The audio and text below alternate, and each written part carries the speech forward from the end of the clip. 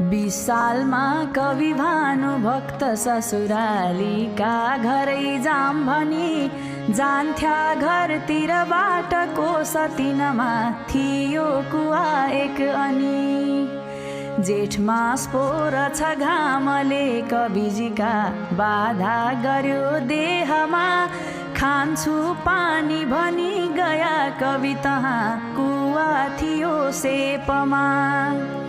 खाए पेट भरी पानी ताही ती बस्या एकछिन त आराम ली, कुवामा स्थिरबाट घाँसी जन एक भारी ठुलो घाँसली। आयो भारी बिसाई पानी पी खुब ताही बस्यो त्यो पनि, देख्दैमा कविलाई सज्जन भनी ठानेर सोध्यो पनि।